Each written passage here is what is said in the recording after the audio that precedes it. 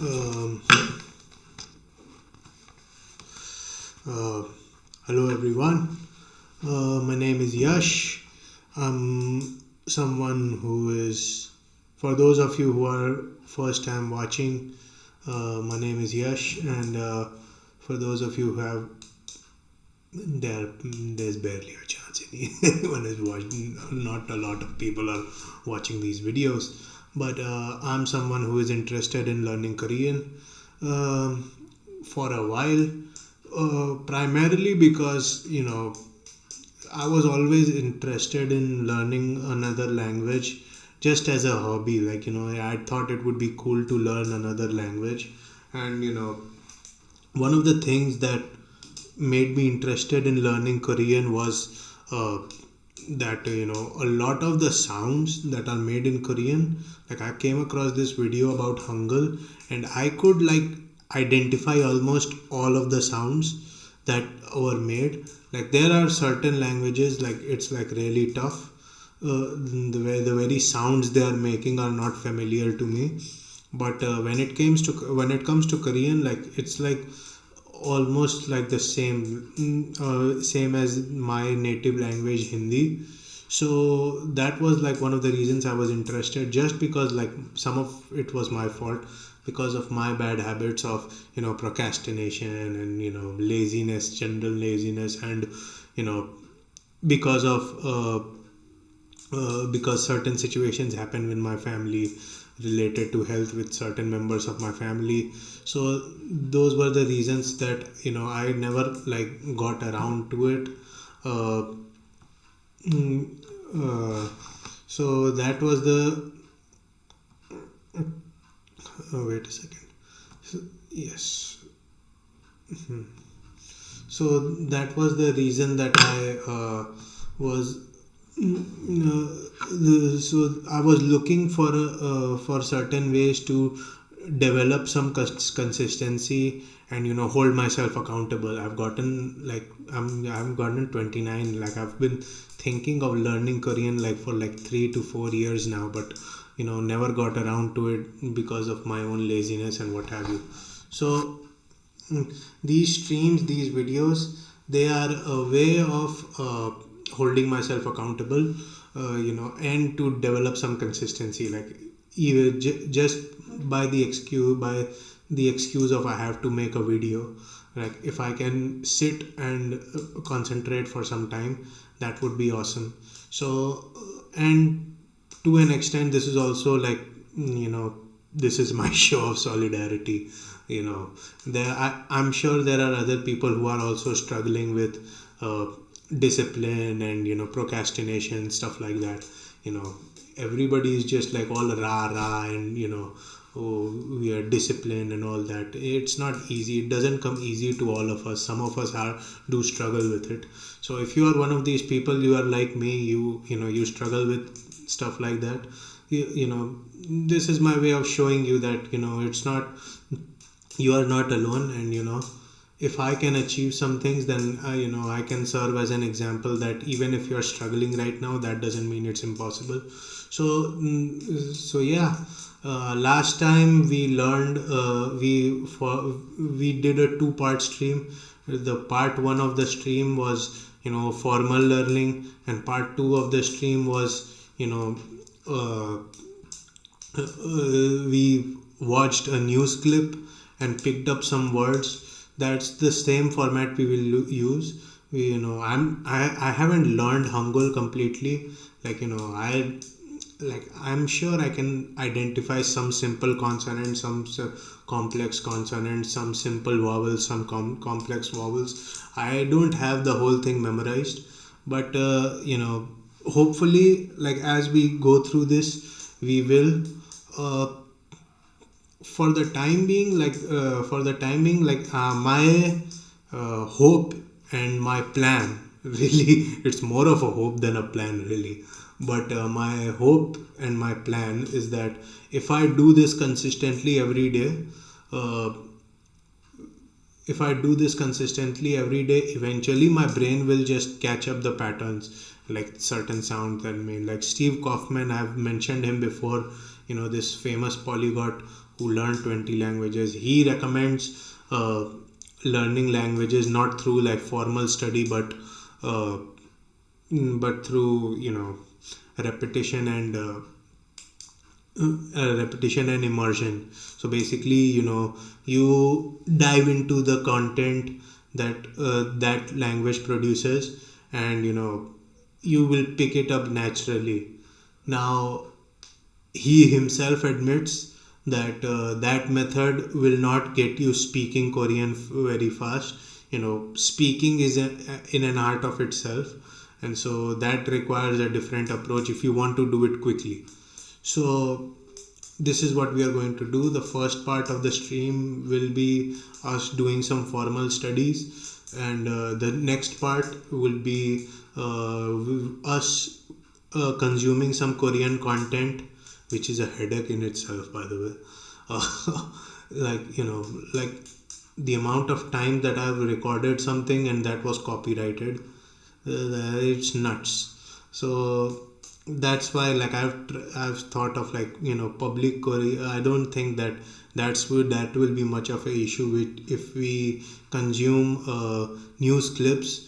News clips are meant to be seen. Like, I don't think they will have much of an issue.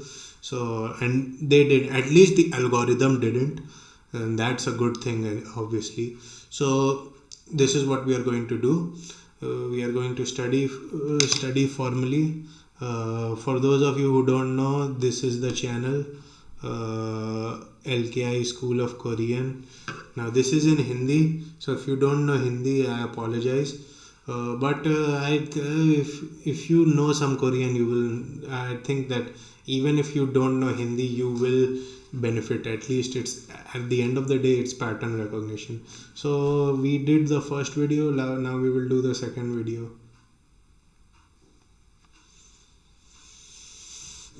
अन्यंगासेयो, नमस्कार दोस्तों।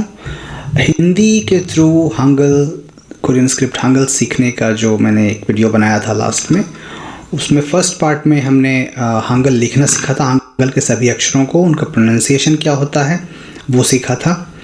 और मैंने कहा था कि नेक्स्ट पार्ट में उसके हम सीखेंगे कि उन अक्षरों को जोड़ करके हम शब्द कैसे बनाते हैं और शब्दों को हम कैसे पढ़ेंगे। अगर कोरियन में कोई शब्द लिखा हो तो इसमें हम बेसिकली शब्दों का स्ट्रक्चर क्या होता है कोरियन लैंग्वेज में वो सीखेंगे, और उनके उच्चारण जो अक्षरों के हैं वो कैसे चेंज होते हैं वो देखेंगे। तो सबसे पहले तो शुरू करते हैं अक्षरों के स्ट्रक्चर पर, कि हर भाषा में शब्दों का एक अपना स्ट्रक्चर होता है। तो कोरियन लैंग्वेज में जो स्ट्रक्चर होता है सिलेबल का, एक बोलते हैं सिलेबल। तो जब लेटर्स, कई सारे लेटर्स को हम मिलाते हैं तो लेटर्स मिलकर के एक सिलेबल बनाते हैं। सिलेबल ब्लॉक कह सकते हैं उसको, या सिलेबल कह सकते हैं। और कई सारे सिलेबल्स मिलकर के एक वर्ड बनाते हैं, शब्द बनाते हैं।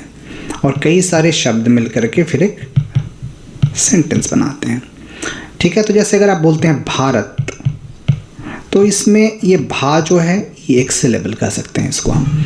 तो इस तरीके के सिलेबल जो है वो कोरियन लैंग्वेज में कैसे बनते हैं ये हम आज सीखेंगे। तो आपने, मुझे उम्मीद है कि हंगल के अक्षरों को पढ़ना लिखना सीख गया होगा। हमने ऑलरेडी देख लिया था कि जो हम कॉन्सोनेंट को और वॉवल को कैसे मिलाते हैं। तो एक तो तरीका होता है कि हम इसके राइट में रखते हैं, तो ये खा हो जाएगा, ख प्लस आ खा। दूसरा है कई बार अक्षर जो वॉवल हैं वो नीचे भी आते हैं, तो जैसे अगर ऐसे लिखेंगे आप तो ये खू हो जाएगा। और कई बार दोनों साइड में आते हैं, तो जैसे अगर ये लिखते हैं आप तो ख्वा हो जाएगा। ठीक है, तो ये मुझे उम्मीद है कि आपने ऑलरेडी पढ़ लिया होगा। तो अब हम सिलेबल स्ट्रक्चर को देखते हैं। तो कोरियन लैंग्वेज में जो सिलेबल्स बनते हैं वो उसके दो तरीके हैं। पहला तरीका जो सबसे कॉमन है, जो अभी हमने देखा, कि एक कॉन्सोनेंट आएगा और एक वॉवल आएगा, ये एक सिलेबल बन जाएगा। तो जैसे आपने लिखा कि ना, सॉरी ये मैंने थोड़ा सा ना, और इसमें हमने आ लगाया, तो ये ना एक सिलेबल हो गया आपका, इसको पढ़ेंगे ना। फिर अब हमने लिखा माँ, और माँ के नीचे हमने ऊ लगाया, तो ये हो गया मुँह, राइट। तो अगर इसको मिला करके हम पढ़ें तो दो सिलेबल से मिलके एक शब्द बन गया हमारा, जिसको हम पढ़ेंगे नामू। नामू, नामू का मतलब होता है पेड़, ट्री। ठीक है, तो इस तरह से आप शब्द बेसिक बना सकते हैं। तो एक तो ये सिलेबल स्ट्रक्चर है जिससे शब्द बनते हैं।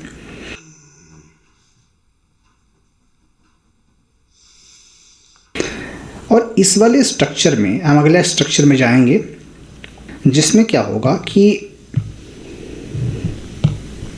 एक तो कॉन्सोनेंट आएगा, उसके बाद में एक वॉवेल आएगा और उसके बाद में नीचे में यहाँ पे एक कॉन्सोनेंट और आएगा जिसको हम इस वाले कॉन्सोनेंट को बोलते हैं फाइनल कॉन्सोनेंट,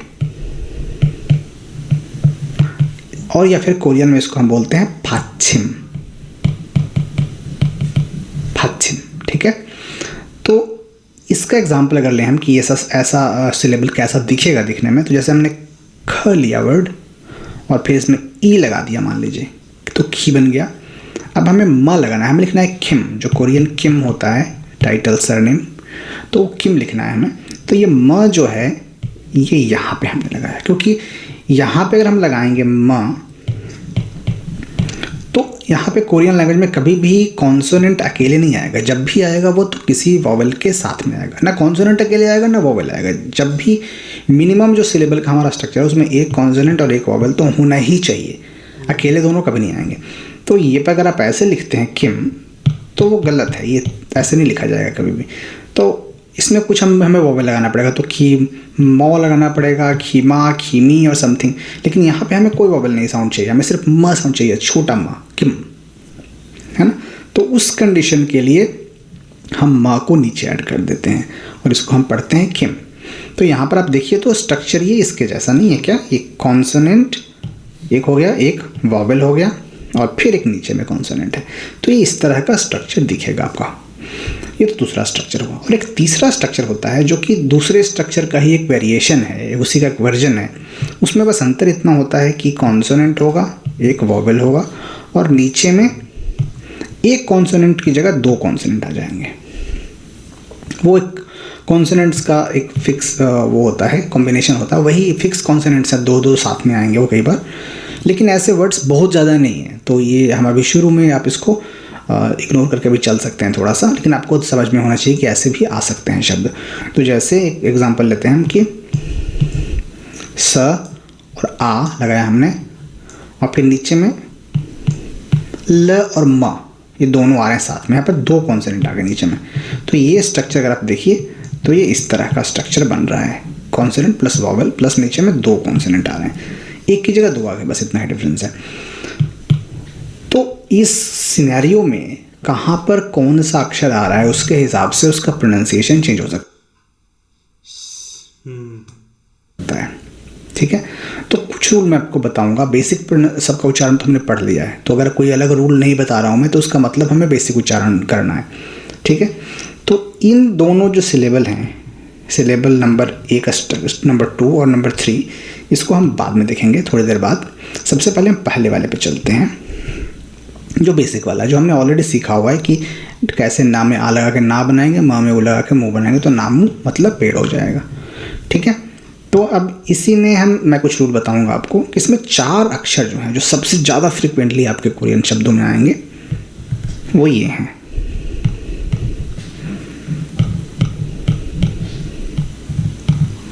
ये 4 अक्षरों का मैं यहाँ पे आपको उच्चारण बताऊंगा जो जिनमें बदलाव होता है। अक्षर तो बाकी भी बार बार आएंगे, लेकिन ये 4 अक्षरों का जो उच्चारण है वो चेंज होता है सिलेबल में उनके स्थान के हिसाब से। तो यहाँ पर 2 स्थान आपको बताऊँ। So this is a na, this is a pha, this is a cha. I don't know what this is. I forgot already. What the fuck? What is this? Tha. Okay. Huh?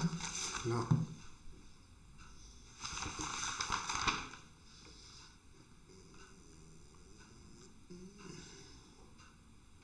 So.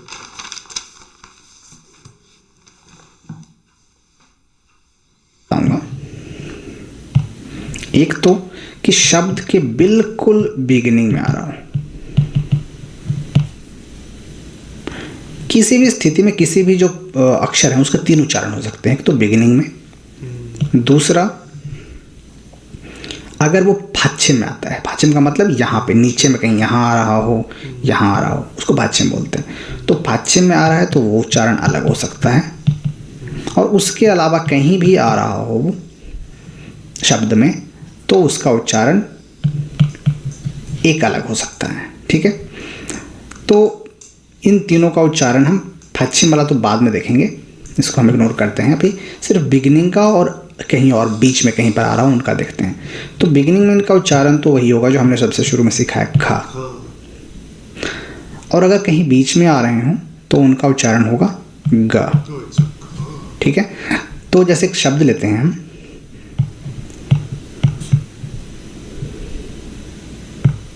ये ले देते हैं।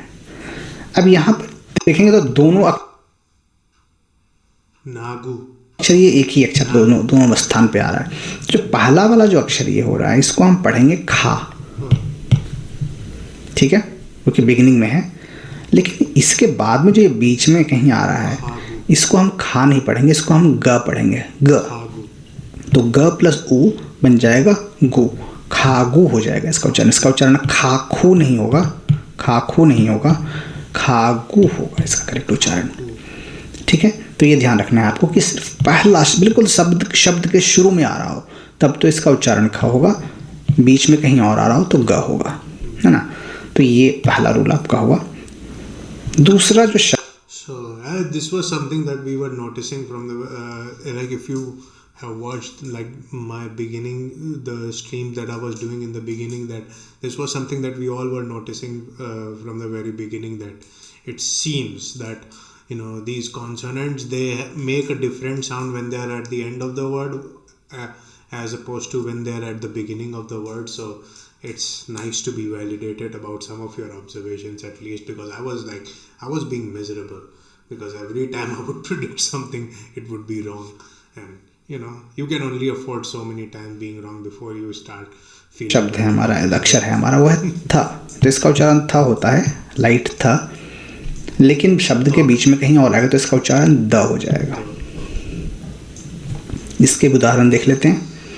तो अगर आपने लिखा ऐसे एक शब्द,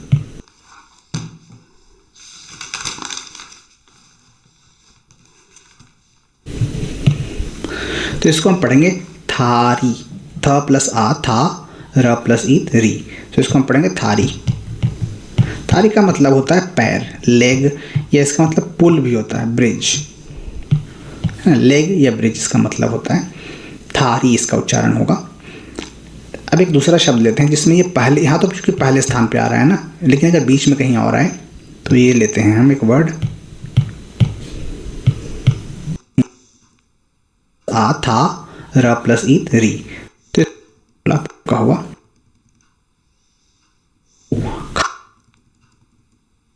में आ रहे हों तो उनका उच्चारण होगा ग। ठीक है, तो जैसे एक शब्द लेते हैं हम,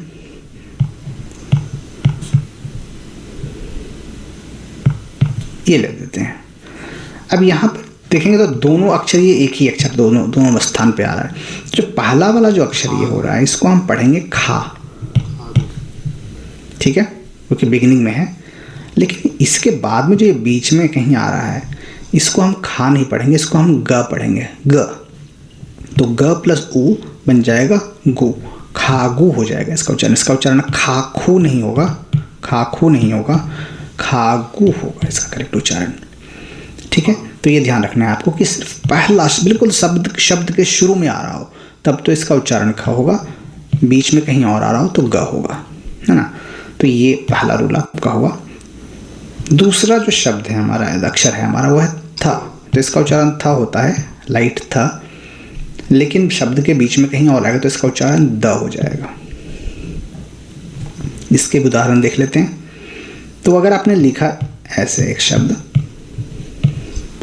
तो इसको हम पढ़ेंगे थारी, थ प्लस आ था, र प्लस ई री। तो इसको हम पढ़ेंगे थारी। थारी का मतलब होता है पैर, लेग, या इसका मतलब पुल भी होता है, ब्रिज।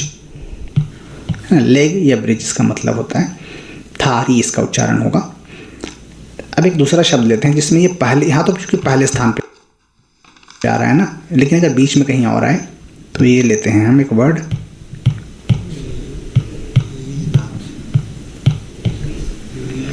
अब ये पहला वर्ड है र प्लस आ, रा।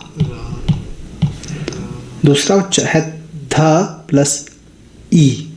तो यहाँ पर लेकिन ये बीच में कहीं आ रहा है, इसलिए इसका उच्चारण थ नहीं होगा, इसका उच्चारण द हो जाएगा। तो ये द प्लस ई, इसको दी हम लिखेंगे। एंड देन ओ, रादियो।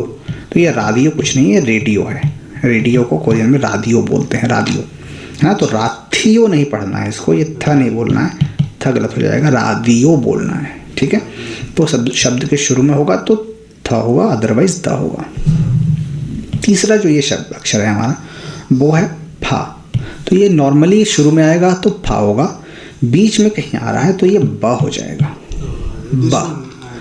तो इसका उदाहरण, this one I actually knew, like the amount of times this word, when he says that these are the most common one, I believe him, because this was the word, this was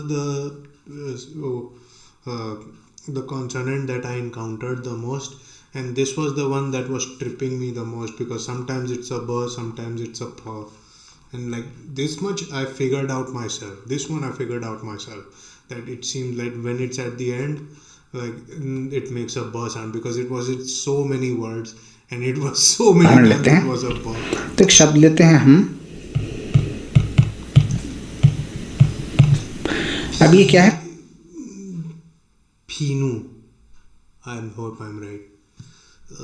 फीनू, fee, right, fee. और ये दूसरा है न, सो न plus O, नू, फीनू। फीनू का मतलब, so like does the not change sound? I think it does too. मतलब होता है साबुन, सोप। फीनू क्योंकि पहले स्थान पे है। लेकिन अगर ऐसा शब्द हो कोई,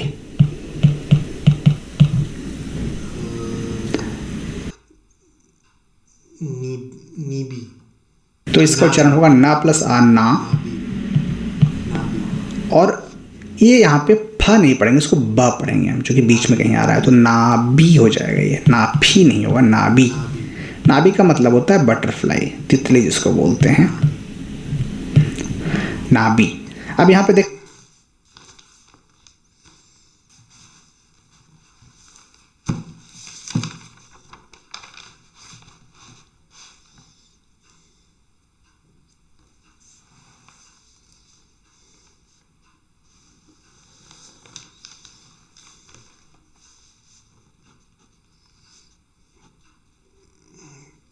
फीनू,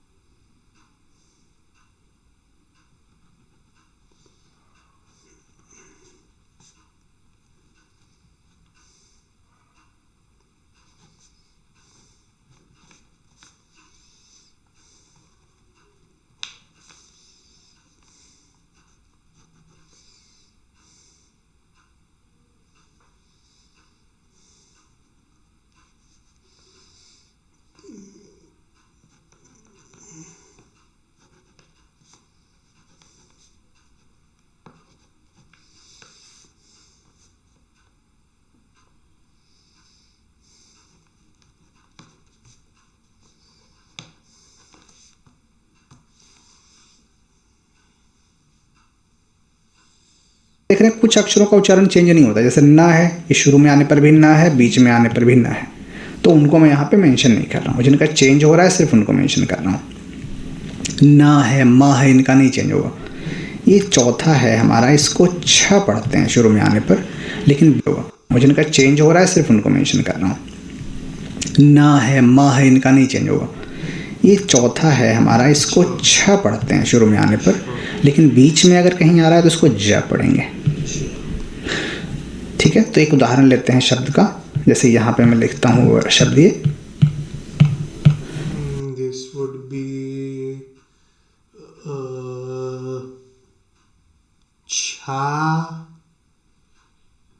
छाथा। No, that also changes, right? छादा, छादा, छादा, छादा, छ प्लस आ, छा।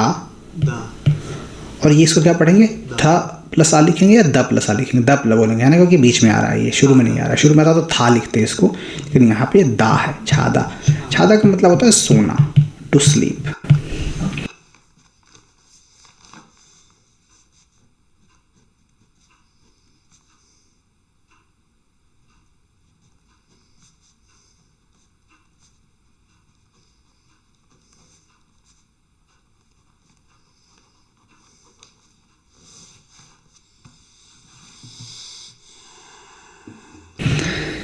लेकिन अगर आप ऐसे लिखें एक शब्द,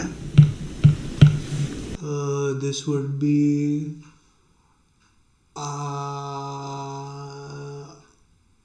आजू आजू आजू। तो यहाँ पर ये तो आपने पढ़ा, याद होगा आपको कि इसका कोई उच्चारण अपना नहीं होता। अगर वॉवल के साथ में आता है तो इसका तो उच्चारण आ होगा सिर्फ, और इसका उच्चारण क्या होगा, चूंकि ये बीच में है तो यहाँ उच्चारण इसका अच्छा नहीं होगा, इसका उच्चारण ज होगा।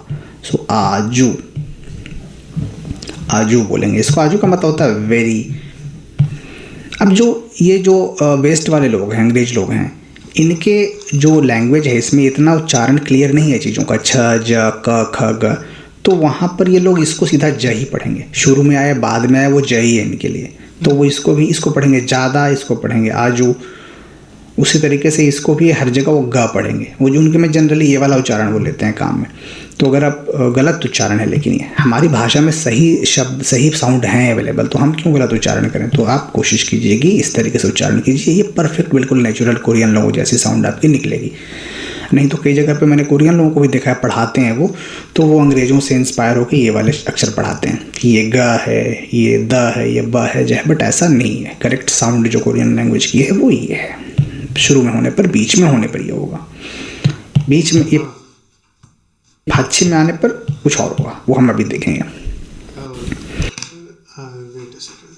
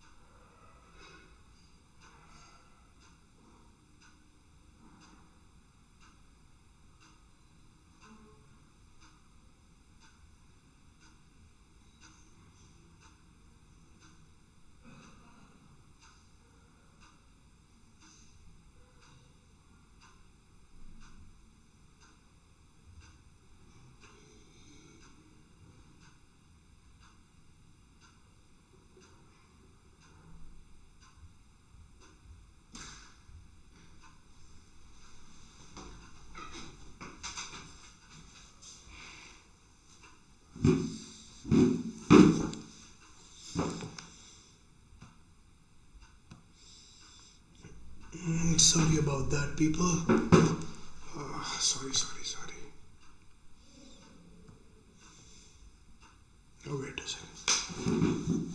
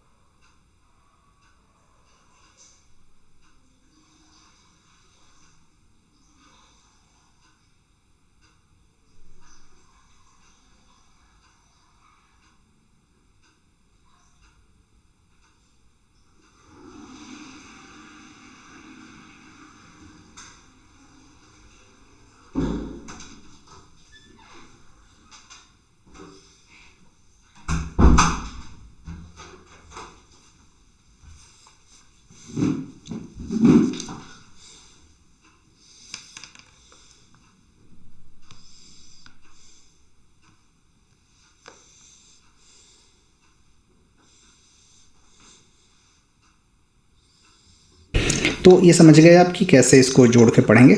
अब आते हैं दूसरे वाले सिलेबल स्ट्रक्चर पर कि इस पश्चिम जब आएगा तो कैसे पढ़ेंगे। तो इसके लिए मैंने एक चार्ट सा यहाँ पर बना रखा है आपके लिए। इस चार्ट को आप देखिए अगर, तो मैंने दे रखा है कि किस किस अक्षरों के सेट बना रखे हैं मैंने, कि इन अक्षरों का उच्चारण पश्चिम में आने पर ये होगा।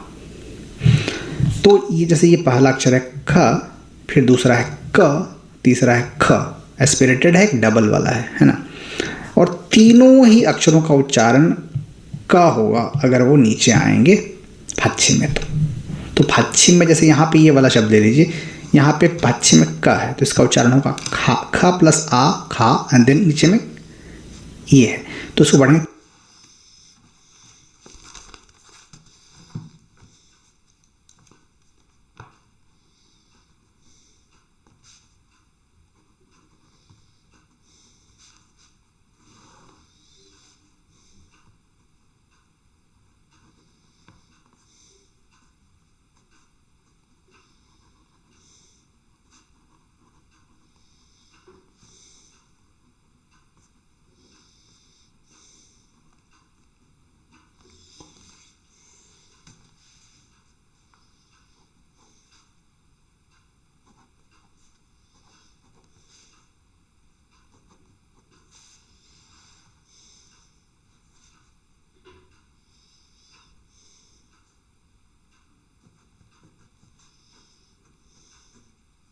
क,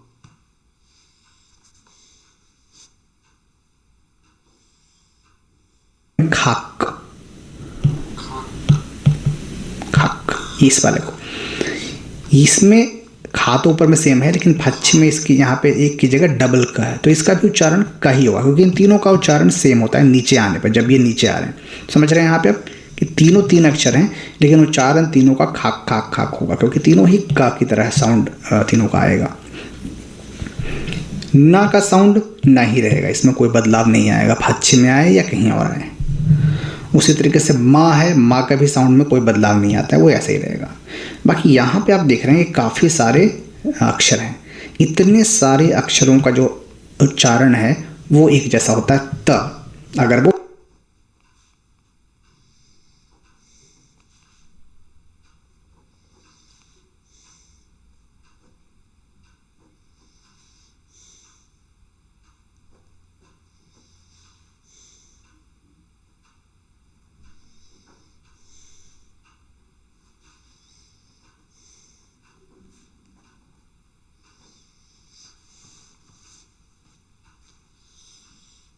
तो वो पश्चिम में आते हैं तो पश्चिम में ये आए या ए आए, स आए, छ आए, छ आए, है आए, सबका उच्चारण ता बन जाएगा। ठीक है, तो अगर आपने थोड़ी बहुत कहीं कोलियन इधर पढ़ी होगी तो आपने देखा होगा कि ये जो वर्ड है ये यहाँ पे तो स है, ये है ना। इसको पहला तो अक्षर है ई, है ना, ई है। फिर यहाँ पे बीच में आ रहा है तो इसको ख नहीं पढ़ेंगे, ग पढ़ेंगे, राइट। तो ई गौ हो जाएगा, ई गौ। इसको ऐसे कर सकते हैं, लिख सकते हैं ई गौ। एंड ये वाला स है अक्षर, लेकिन यहाँ पर उच्चारण क्या होगा, ता, क्योंकि हमारे नियम के हिसाब से इसका उच्चारण ता होता है। तो इसको ईगोत पढ़ेंगे, ईगोस नहीं पढ़ेंगे, ईगोत पढ़ेंगे, ईगोत। ठीक है, तो ये आपको याद करना पड़ेगा, एक बार टाइम लगेगा थोड़ा सा, लेकिन इसको याद कर लीजिए सेट को कि ये अक्षरों का उच्चारण ता होगा, इन तीनों का क होगा। इसका उच्चारण जब ये फाच्छी में आता है तो ल हो जाता है। वैसे तो र है ये, लेकिन नीचे जब आएगा तो ल हो जाएगा। सो अगर इसको आप ऐसे लिखते हैं तो इसको क्या पढ़ेंगे, रोशिया, रोशिया। ये रशिया को ऐसे लिखते हैं, रशिया, रोशिया। लेकिन अगर आप यहाँ पे लिखें ऐसे तो यहाँ पे ये पश्चिम में ल आ रहा है तो इसका उच्चारण हो जाएगा न प्लस आ, तो ना हो गया। और ये नीचे में आ रहा है तो इसका नार नहीं पढ़ेंगे, नाल पढ़ेंगे। इसका उच्चारण ल हो जाता है नीचे आने पर। ठीक है, तो इसका उच्चारण ल बन जाएगा यहाँ पे पश्चिम में आने पर। इनका ता बन जाएगा, इनका न बन जाएगा। माँ का तो म ही रहेगा। ये प और एस्पिरेटेड फ दोनों का ही उच्चारण पा हो जाएगा अगर नीचे आएंगे तो ये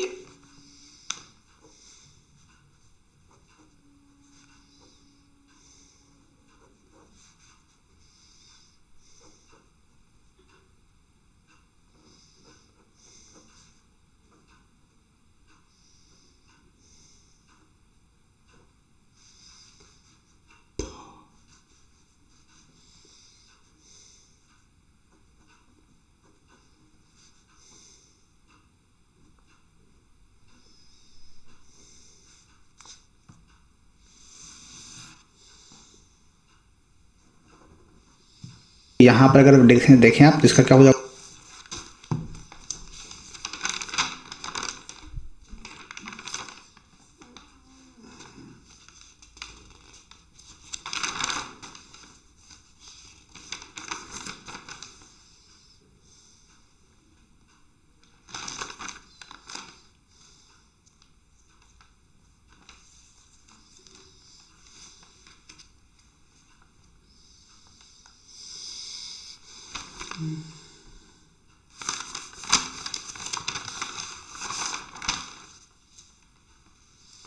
फ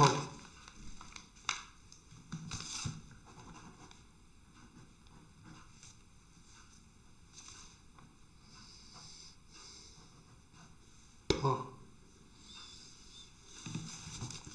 फ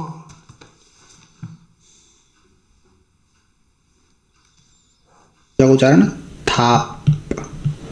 इसका क्या होगा, इसका भी थाप, क्योंकि नीचे में ये हो या ये हो, दोनों का उच्चारण प ही होता है, तो ये थाप हुआ। अब आपको ये सवाल आ सकता है दिमाग में कि फिर जब सब इतने सारे अक्षरों का उच्चारण एक ही है तो कैसे पहचानेंगे कि हमें क्या अक्षर लिखना है। तो शब्दों का तो स्पेलिंग आपको रटना पड़ेगा। एक बार जब भी पहली बार कोई शब्द आप सीख रहे हैं तो शुरू में तो एक बार आपको याद करना पड़ेगा, बाद में धीरे धीरे आपके दिमाग में खुद ही आ जाएगा कि यहाँ पर कौन सा अक्षर उसमें है। याद करने के बाद में, जैसे अंग्रेजी में भी तो ये होता है कि एक ही अक्षर के 10-10 उच्चारण हैं, कि सी से भी क हो रहा है, के से भी क हो रहा है, CH से भी क हो रहा है, लेकिन हम धीरे धीरे पढ़ते पढ़ते हमें याद आ गया ना कि केमिस्ट्री वाले में CH आएगा, कार वाले में C आएगा, और किसी और में किंग वाले में K आएगा। तो वैसे ही आपको इसमें भी समझ में आ जाएगा, तो उसमें घबराने की बात नहीं है। और इसका जो उच्चारण है पाछी में आने पर अंग होता है, ठीक है। तो ये आपने लगभग समझ लीजिए कि ये 90% कवर कर लिया हंगल का। अब इसके बाद जो वो आता है आपका अगला वाला स्ट्रक्चर सिलेबल का, कि जिसमें नीचे में 2 आएंगे पाछी में, तो कैसे पढ़ेंगे। तो ऐसे वाले शब्द बहुत ज़्यादा आपको शुरू में नहीं मिलेंगे, कुछ ही कुछ जो हैं इसमें आएंगे बार बार आपके सामने। तो शुरू में अगर आपसे नहीं याद हो पा रहा है इनका उच्चारण, तो इनको पीछे आप थोड़ा छोड़ सकते हैं, इनको बाद में देख सकते हैं। लेकिन वो जो अब तक बताया मैंने, जो बेसिक ऊपर वाले सिलेबल वाले और जो 4 अक्षर थे ख, थ, छ, फ, छ, वो याद कर लीजिए, वो ज़रूरी है आपके लिए। तो इनका उच्चारण आपको मैंने दे दिया है रेफरेंस के लिए कि ये फिक्स कॉम्बिनेशन, इनके अलावा और कोई नहीं आएगा। इतने ही हैं जो कॉम्बिनेशन 2 उसके कॉन्सोनेंट के आ सकते हैं नीचे में फाचे में।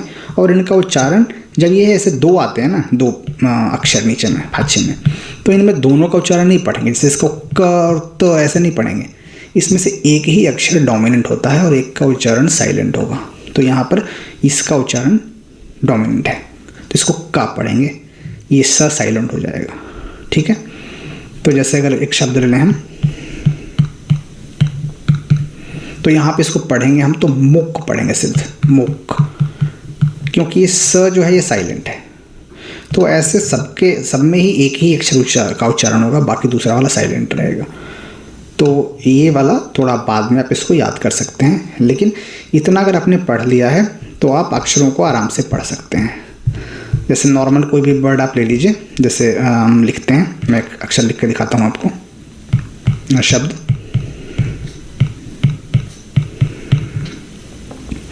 तो इसको कैसे पढ़ेंगे, माँ प्लस आ, माँ, न, फिर हो गया ना, मानना, सौ, मानना सौ, ये हो गया।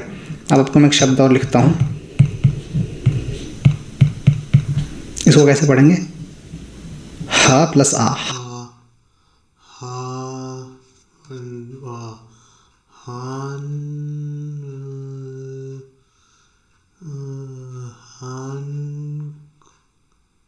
becomes what?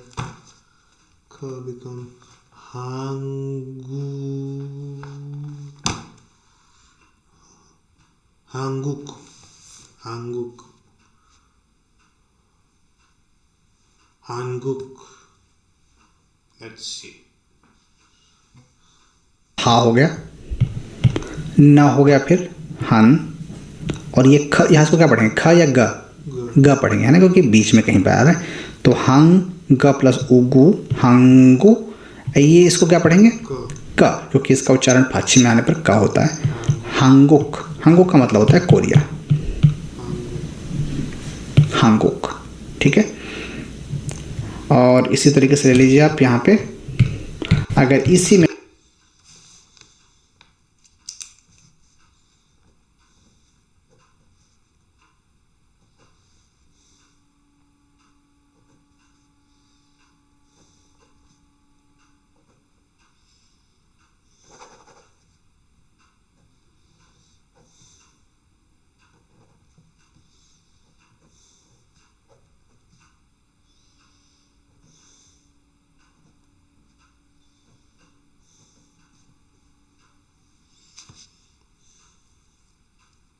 हांगुक में ही ओ लगा देंगे तो इसका मतलब हो जाएगा कोरियन लैंग्वेज।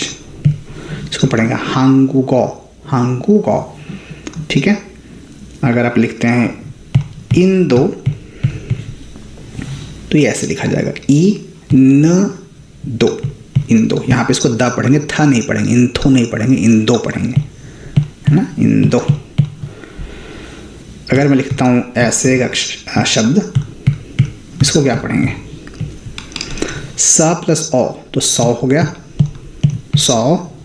और ये इसको 100 ऐसे लिख दीजिए आप, लेकिन ऐसे लिखना थोड़ा सा करेक्ट नहीं होगा, 100 है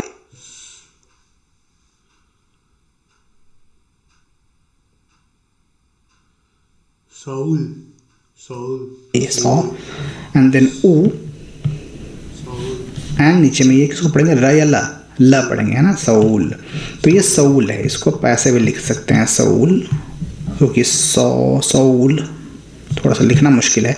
मैं कहूँगा ये उच्चारण लिखने से बचिए, आप उच्चारण को समझिए, याद कि आप हंगल पढ़ना से तो सीख रहे हैं ना कि हंगल को ही पढ़ें हम। ये इससे लिखने से हिंदी में अंग्रेजी में आप उच्चारण को 100% कभी नहीं लिख सकते हैं सही तरीके से, कुछ ना कुछ गड़बड़ होगी उसमें। तो इसलिए बेहतर है कि ये उच्चारण सीखिए और इसको डायरेक्टली पढ़ने की कोशिश कीजिए। ये हिंदी का और अंग्रेजी का सहारा लेना जितनी जल्दी आप छोड़ देंगे उतना ही जल्दी आपकी कोरियन इम्प्रूव होनी शुरू होगी। तो ये सऊल है, जिसको हम लोग सियोल भी बोलते हैं, लेकिन ये असली नाम इसका सऊल है। तो आई होप कि इसको प्रैक्टिस करने के बाद आप कोरियन शब्दों को सही उच्चारण के साथ अच्छे से पढ़ पाएंगे, कोरियन सेंटेंसेस को आप पढ़ पाएंगे। और आगे आप जो मैंने लिंक नीचे दे दिया है कि उसके बाद से आप उस लेसन से शुरू कर सकते हैं बाकी कोरियन की पढ़ाई। जो हांगुगो 1 जो कोरियन सोल देहाक्यू की बुक है SNU की, उसका लेसन 1 से मैंने पढ़ाना शुरू किया है उस लेसन में, तो उसको फॉलो कर सकते हैं। ज़्यादा इन डेप्थ आपको स्टडी करनी हो कोरियन लैंग्वेज की, कि थॉरोली आपको स्पीकिंग प्रैक्टिस करनी हो, लिसनिंग प्रैक्टिस करनी हो और प्रॉपर ढंग से प्रिपरेशन करना हो सर्टिफिकेशन के लिए, जॉब के लिए, करियर के लिए, तो फिर आप हमारा जो कोर्स है, जो हमारी learnkorean.in वेबसाइट पे अवेलेबल है, उसको ज्वाइन कर सकते हैं। वो okay.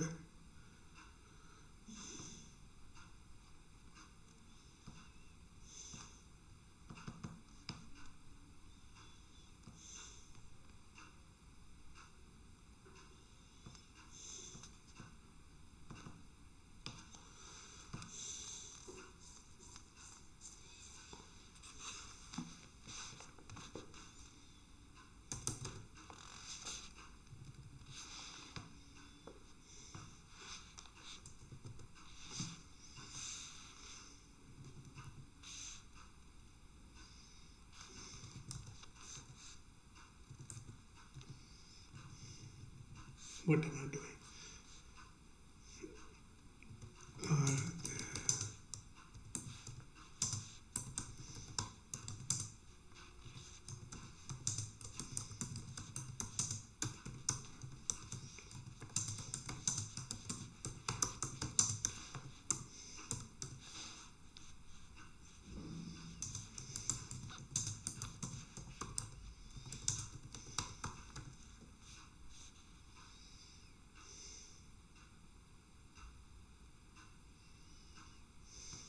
You know what? I know one channel I would like to let's see, Korean zombie.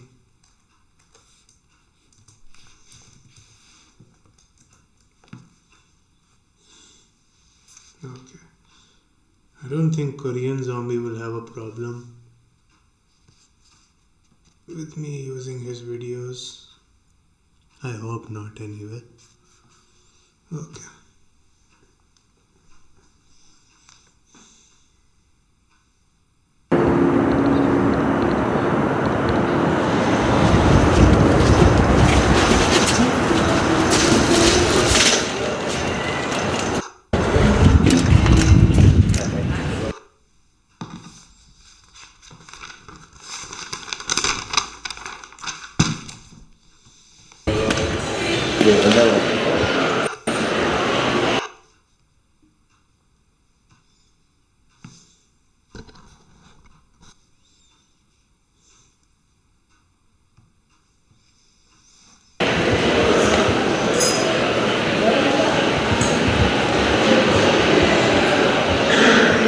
비행기 내리자마자 데이나 오는 게 취소됐다고.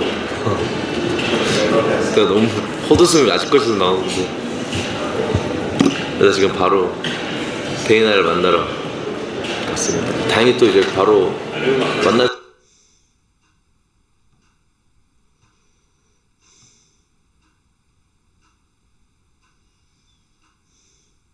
There are no Korean no.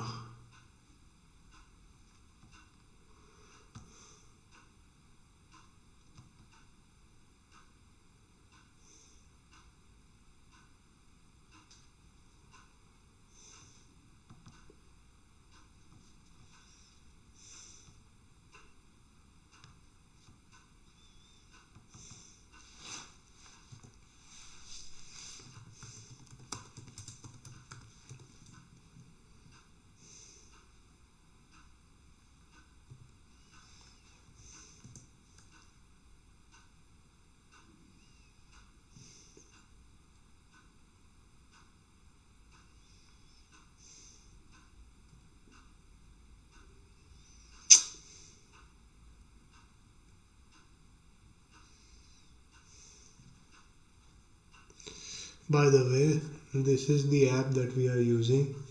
What the fuck? It's fairly useful, yeah.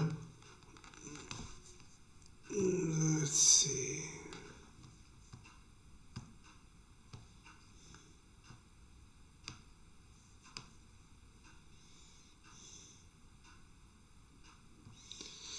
Sorry about this, people.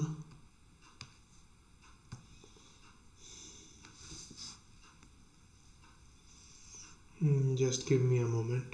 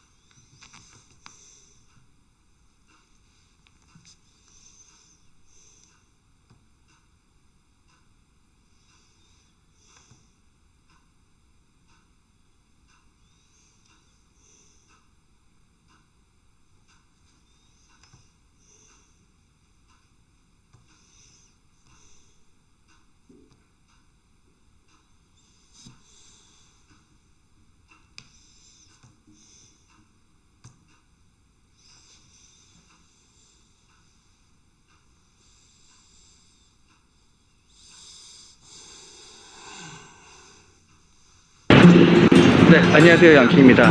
오늘 저는 새로운 멘티를 만나러 새로운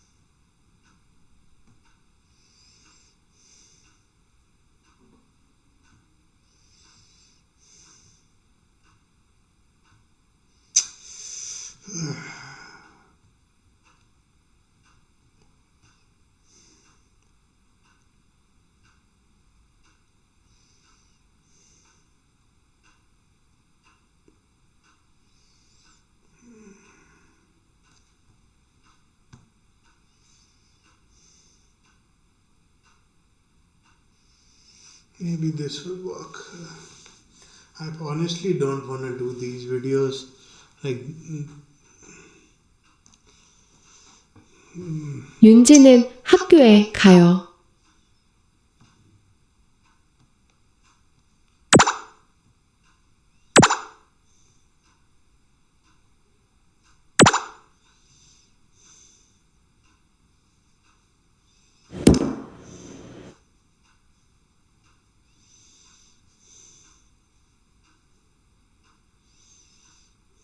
집에 아빠가 있어요.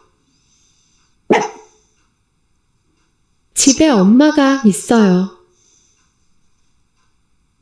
집에 윤지도 있어요.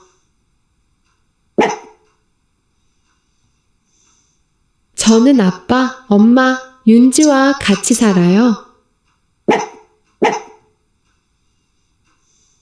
아침이에요. 아빠는 의사예요.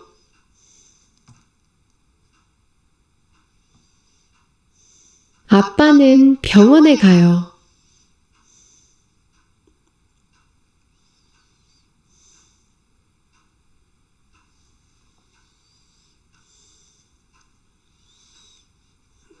Dad is to the hospital go. Jesus. Yeah, like this is something that I found out as I was going through videos like this, that the verb is like at the end, like what you are doing, what's like the most important thing about this sentence, the most meaningful part of this sentence, that's at the end. like Imagine if if you are going to buy something, like if you tell someone that you went to buy something, like this is how the English sentence will sound. Yesterday I went uh, went to the market buy. That is how the sentence is structured in Korean. It makes sense, I imagine, but like if you are an English speaker, fuck that. If you are a speaker in general, you listen to it for the first time, you're just donezo. Like, what the hell is this? I'm sure it makes sense in the context of the language. If you're not familiar, it makes sense.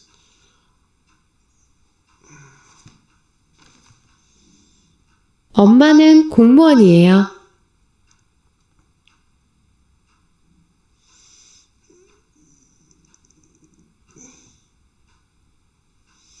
Mom is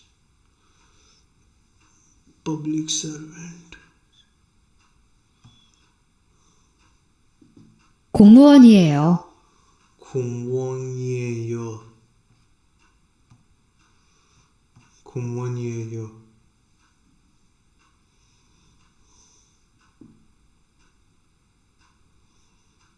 엄마는 시청에 가요.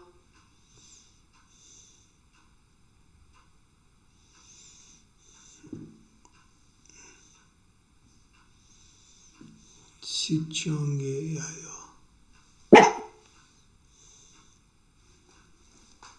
윤지는 고등학생이에요.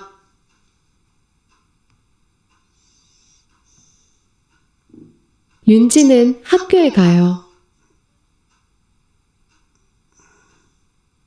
가요.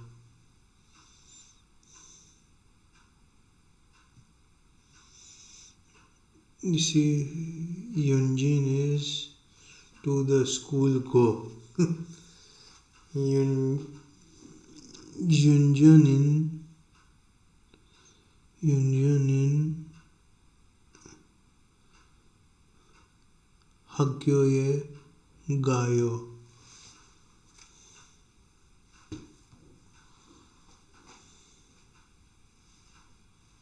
저는 학교에 안 가요. 저는 집에 있어요. 오후에요. 오후에요. 윤지가 집에 와요. 저는 윤지와 놀아요.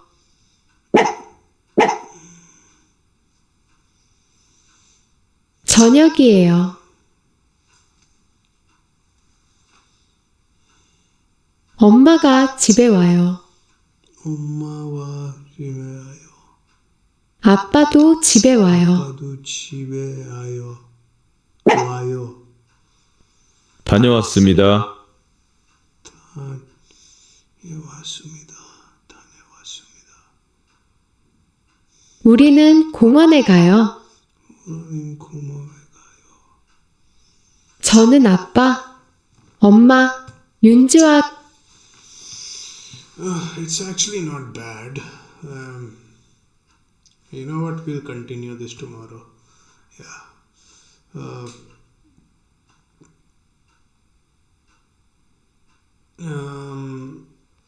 Yeah. So today we learned some more Hangul and the basic rules of Hangul. We did get some immersion. We didn't do much. It's just that I have to do something right now. Yeah, we will continue tomorrow. Tomorrow I'll be more prepared. Like I'm just looking for it last minute. It doesn't look good when I'm just scrambling last minute. But tomorrow I'll be more prepared. Sorry if you didn't like it that I wasn't as prepared as I should have been. So this time around, this time around I'll stream again, and we will go through some more Hangul practice, and I will be more prepared to so the stream goes smoother and I don't have to scramble last minute to put together these things. To those of you who watched, thank you, and all the obligatory words I'll say them. It's not like I'm not going to. So yeah, if you liked what you saw, all the good stuff, like, share, subscribe, all that good stuff. And yeah, we will be consistent. We will be here, and I think you can, if you have watched me, you can already see that certain things I'm getting comfortable with. Hopefully by the end of all of this, we will be yeah, like I hope I can hold a conversation at least and not look like an idiot. That's the goal, at least. Like if I hold a conversation with a Korean person and not look